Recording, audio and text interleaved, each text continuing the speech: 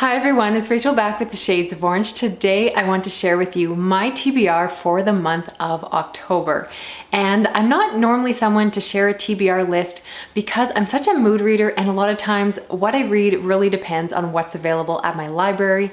But because this is the month of Halloween and I know a lot of you are planning on reading horror this month, I thought you might be curious to know the horror books that are on my own TBR.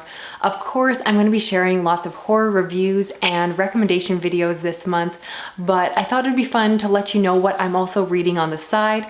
So if that sounds good, keep watching and let's get started. First, I plan on reading Kill Creek by Scott Thomas, and a lot of you might be surprised that I haven't already read this one because it is such a booktube darling, but I have not. I have read his other book, Violet, which I reviewed recently and really enjoyed, so I've been excited to get back to his debut novel, which I've been meaning to check out forever. If you don't know, this is the story of 4 horror authors that agree to spend a night in a supposedly haunted house. I've heard that this book is very meta because of course they're horror authors, so they're very aware of the tropes of haunted houses, and it's just supposed to be a lot of fun, very action-packed, and I've wanted to check it out, like I said, since the book came out. Everyone else I know has read it already and has absolutely loved it, so it's about time I got around to it myself. Next, I decided to put some Stephen King on my list, and I went with Salem's Lot, which of course is his iconic vampire novel. I know very little about the book besides that, and I'm curious to check this one out for myself because I've seen a lot of mixed reviews. It seems like it's either people's favorites or one of their least favorite, and I'm very curious to see how I'm going to fall on the scale of that because I do have kind of mixed feelings when it comes to Stephen King's books. Some of them I love, some of them I do not. So I'm curious to know how I'm going to react to this one, and I'd love for you to jump into the comments and let me know if you think that Salem's Lot is going to be up my alley because I have no idea. I'm going to try it out for myself. I'm probably going to try the audiobook because I find that that is the best way for me to read Stephen King books. So hopefully I really connect with the audiobook narration. And because I can't go a single month without reading some horror short stories, I decided to put an anthology on my list. And the one I picked out is Haunted Nights by Ellen Datlow. This is a collection of stories that are all centered around October 31st and take place on that creepy night.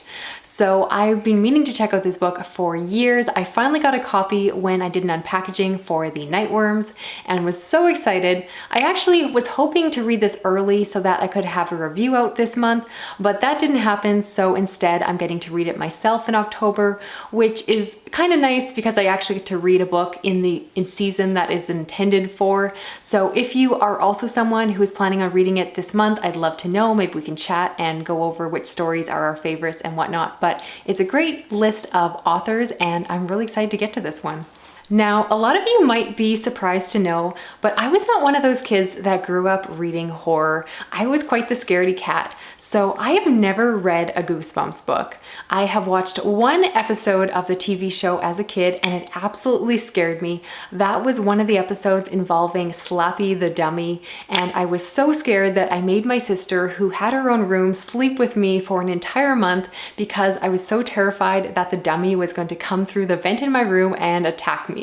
So needless to say, I have not treaded into the waters of Goosebumps. I know now that I'm an adult, now that I read a lot of horror, it's not going to have the same effect on me, but I do want to check out a Goosebumps book because I need to have that experience. So since I had such a big reaction to Slappy the dummy, I decided to go with a story that is centered around him. And the one I found that is available via an audiobook for me is called Night of the Living Dummy, which is by R.L. Stine. And hopefully it's a lot of fun. It's really short, and I know it's not going to be like scary, but I'm very excited to read it and finally get to review my first Goosebumps book. So I'd love to hear from other people down below. Have you read Goosebumps as a child, or have you tried reading it as an adult? Does it hold up? I'm nervous and excited all at the same time. Now, every October, I do try to read at least one horror classic, and this year I decided to go with Rosemarys Baby by Ira Levin, and I know very little about this story. I know it's about a couple that move into an apartment, and their neighbors become obsessed with them, and I actually don't know much else. I've never watched the movie, but I've heard really good things about it. I have read Ira Levin before because I read The Stepford Wives, which I really enjoyed, so I think this will be a really good one to check out. I think it's fairly accessible too, because I've mentioned that I'm not a huge classics reader, but I think that this one should be easy to get through and hopefully is still creepy. Even though it's an older title, I definitely hope that it can creep me out and give me those chilling October vibes that I'm looking for. Now, there is a second reason that I want to read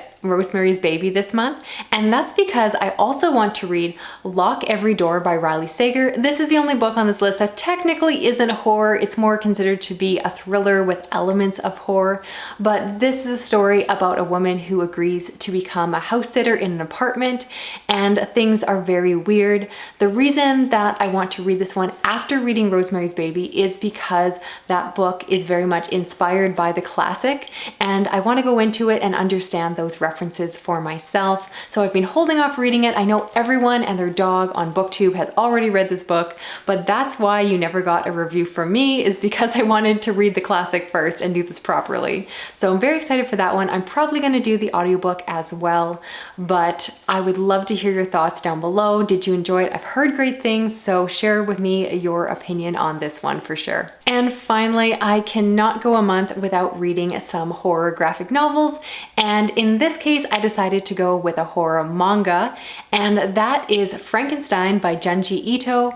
I have been reading through Junji Ito's work all year long and absolutely loving his stuff. He is a Japanese horror author that does a lot of really bizarre artwork that often involves body horror, and I love it. You haven't seen all my reviews yet because they are still coming, but trust me, I've got great things to say about a lot of his books, but this one I haven't read yet. I know it's a collection of short stories, including a retelling of Mary Shelley's Frankenstein.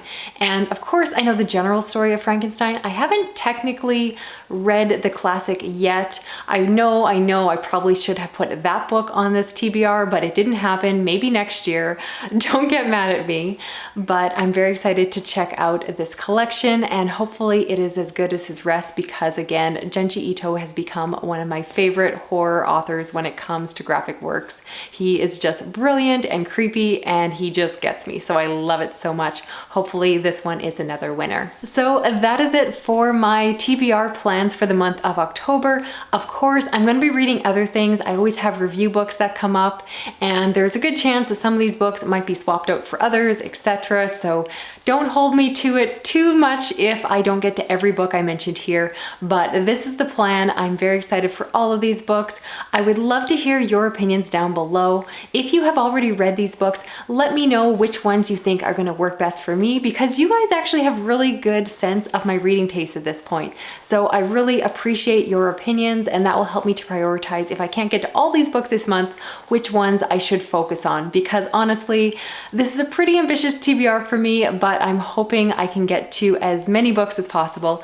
I love planning out my month of October because it's the month of horror. It's the month that everyone else on BookTube reads horror, and I just wish that they would continue reading horror the rest of the year. But regardless, this was so much fun to share with you, and I hope that you will consider commenting, and subscribing, and I will talk to you again in another video. Okay, bye-bye.